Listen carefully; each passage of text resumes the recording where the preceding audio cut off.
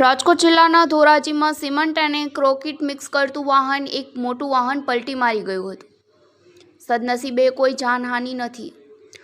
ધોરાજીનો Junagadh road કે diversion રસ્તા અને જમનાવડ રોડ રેલવે ફાટક પાસેથી કાઢવામાં આવેલ ડાયવર્ઝન રસ્તો લોકો માટે માથાનો દુખાવો બની ગયો છે.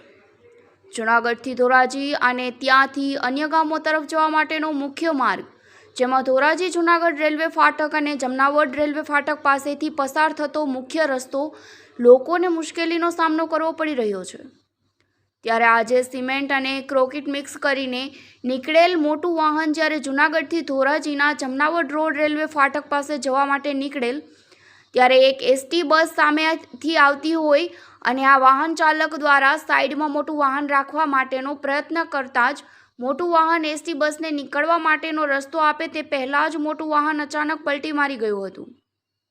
સદનસીબે કોઈ જ મોટી જાનહાનિ ન હતી, પણ ત્યાંથી પસાર થતા લોકોએ જણાવ્યું હતું કે કામગીરી છેલ્લા ઘણા વર્ષોથી ગોકળગાય ગતિએ ચાલી રહી છે અને આ બંને ડાયવર્ઝન રસ્તા પર નીકળવાનું મુશ્કેલ બની રહ્યું છે અને વાહન ચાલકોને ભારે મુશ્કેલીનો સામનો કરવો પડી રહ્યો છે અને આવી ઘટના બનતી રહે છે.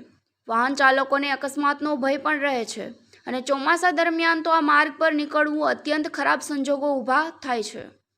પત્રકાર રાજુભાઈ બગડાની સાથે નર્સ પરની ડીજી ન્યૂઝ ધોરાજી. માવાણી રવિ. રવિભાઈ, આજે જે તમે રસ્તા ઉપર નીકળ્યા છો, શું જોવો છો અત્યારે?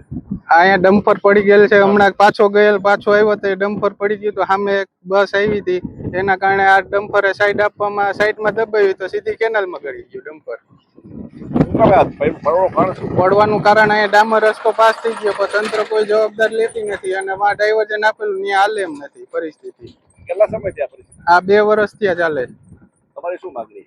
અહીંયા પાકો રસ્તો કરવાની. હાલ ત્યારે વાહન વ્યવહારમાં કેવી તકલીફ? વાહન વ્યવહારમાં બહુ જ તકલીફ પડે છે. ચોમાસામાં વરસાદ આવે પછી ગાડી 2 વ્હીલ કે 4 વ્હીલ કે બસ હોય હાલતું નથી ને સાઈડ આપવામાં બહુ તકલીફ પડે. જરા કઈ સાઈડમાં જાય તો કેનાલમાં પડી જવાય.